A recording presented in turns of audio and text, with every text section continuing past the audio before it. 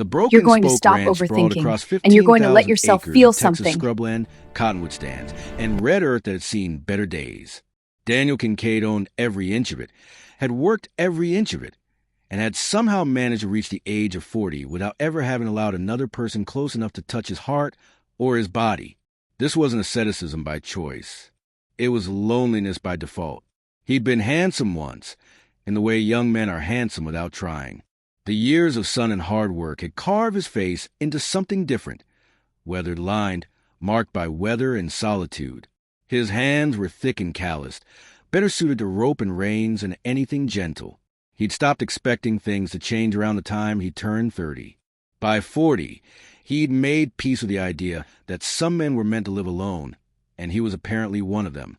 The morning began like all the others. Daniel woke before dawn, made strong coffee on the old stove, and rode out to check the northern pasture where the calves were grazing.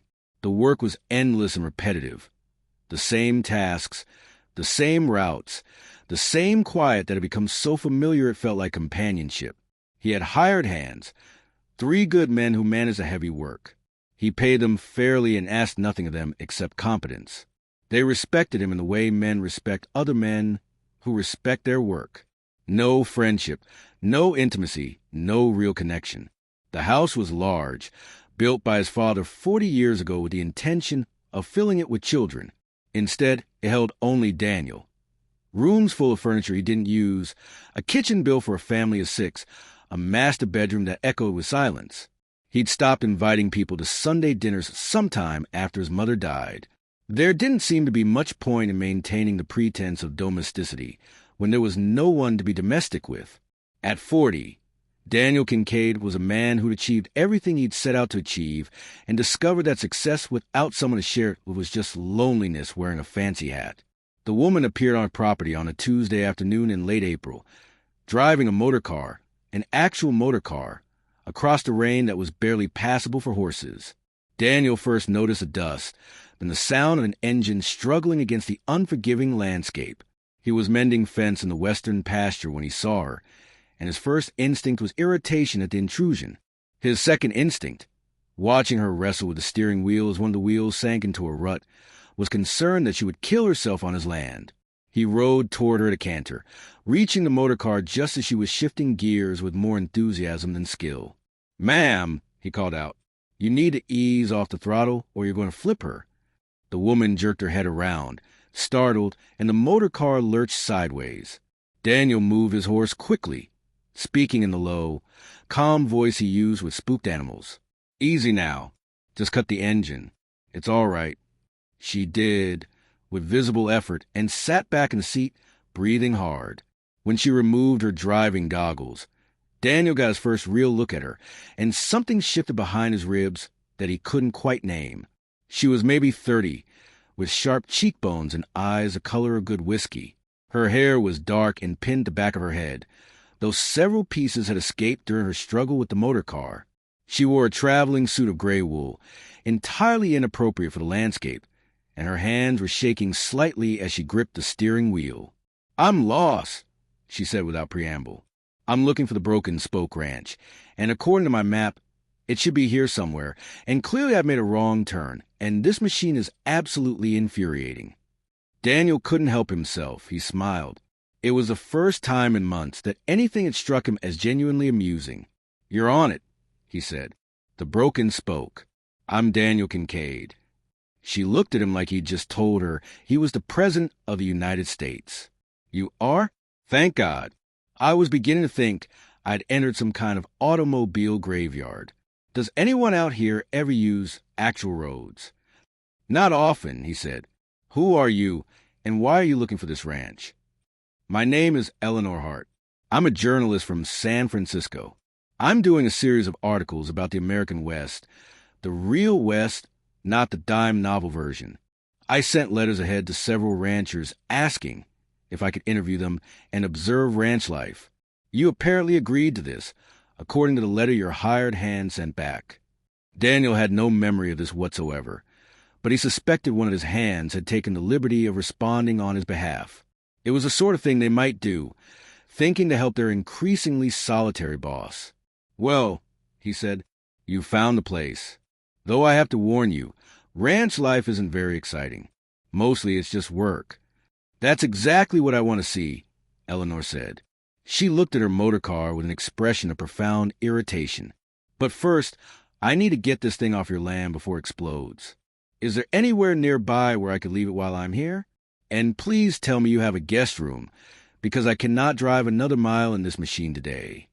There was a small house on the property where Eleanor could stay, the original homestead, recently cleaned and set up for visitors. Apparently his hands had been planning ahead. Daniel showed her there, and she began unpacking with the efficiency of someone who traveled regularly. She had notebooks, a camera, several changes of clothing. She had a thermos of excellent coffee, and what appeared to be a personal library of books about Western history. The evening was strange. Daniel cooked. He'd taught himself out of necessity, and he was better at it than most would have expected. Eleanor ate with the appetite of someone who'd been living on motorcar food and railway station sandwiches. And she talked. She talked about San Francisco, about journalism, about the stories she'd covered, about why the American West fascinated her. She asked him questions about ranching, about the land, about why he'd chosen to stay in Texas when he could have gone anywhere. Where would I go? He asked. This land is part of me. The work is honest. The space is clean. But you're alone, Eleanor said, not unkindly. Yes, Daniel said. I am. Over the following weeks, Eleanor embedded herself in the rhythm of the ranch. She woke early, rode alongside the hands, interviewed Daniel at length about his philosophies and his life. She was smart and curious and genuinely interested in understanding how a man could spend 40 years building something alone. She took photographs, filled notebooks, and somehow became part of the landscape of his days. In the evenings, they would sit on the porch and talk. Eleanor told him about the men she'd known in the city, journalists, artists, businessmen who'd courted her and been rejected. She'd chosen her career over romance. Not because she didn't want connection, but because the men she'd met seemed to want to diminish her to fit their vision of what a woman should be. I want someone who sees me, she said one night. Not the idea of me, not the potential for me to be something else, but who I actually am. I see you, Daniel said quietly. Eleanor turned to look at him, and something passed between them. A recognition, a question, a possibility. I know you do, she said. That's what's strange about being here. It's the first time I felt truly seen. The night it happened, they were sitting in the main house. Eleanor had come inside because a storm was approaching, and they sat together watching the lightning crack across the sky. The electricity between them had been building for weeks, a tension that neither of them could ignore anymore. Eleanor kissed him first. It was gentle, exploratory, and Daniel froze because he'd never been kissed like that before, with genuine tenderness, without expectation or performance. He'd had his share of encounters with women in towns far enough away that no one would know, but those were different. This was Eleanor, looking at him with her intelligent eyes, waiting to see what he would do. I don't know what I'm doing, he said finally, pulling back. I'm 40 years old, and I don't know what I'm doing. Yes, you do, Eleanor said. You're going to stop overthinking, and you're going to let yourself feel something. She took his hand and led him to the bedroom. What happened between them was tender and awkward and perfect. Eleanor was patient, and Daniel was honest about his inexperience. And somehow that honesty was more intimate than any performance could have been. She showed him not just the physical reality of being with a woman, but the emotional vulnerability that came with true connection. She touched him like his body mattered, like his inexperience was endearing rather than shameful, like the fact that he'd waited so long made this moment more significant, not less. Afterward, they lay together in the darkness, and Daniel felt something he'd been missing his entire adult life, a sense of peace that had nothing to do with solitude and everything to do with connection. Stay, he said. I know you have stories to finish. I know you have a life in San Francisco. But stay. For how long? Eleanor asked. However long you want to. Forever, if you're willing. Eleanor was quiet for a long moment. I came here to write about the West. I didn't expect to find something worth staying for. Am I something worth staying for? You are, she said. You really are. Eleanor's initial stay of 3 weeks stretched into a month, then 2 months. Eventually, she sent letters to San Francisco telling her editor that she was pursuing a story that was too good to leave unfinished. What she didn't tell him was that the story she was pursuing was her own life, finally becoming the thing she'd always wanted it to be.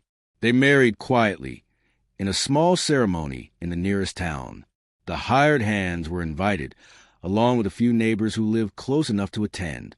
Eleanor became Mrs. Daniel Kincaid, and she didn't stop being a journalist. She just redirected her work, writing about ranch life in the American West from a place of genuine love rather than academic observation. 10 years later, the Broken Spoke ranch looked different. There were children running through the house, 2 boys and a girl. There were photographs on the walls, books in every room, laughter echoing through spaces that had been silent for so long. Daniel still worked the land, but now he had Eleanor to come home to, children tell about his day. A full house and a full heart. And Eleanor, the city girl who'd knocked on his door, had found exactly what she'd been looking for. Not just a story, but a man who truly saw her. And a man who'd spent 40 years alone had finally discovered that solitude and loneliness were not the same thing at all. He'd been lonely his entire life. It had only taken the right person arriving on his doorstep to show him what it actually meant to be home.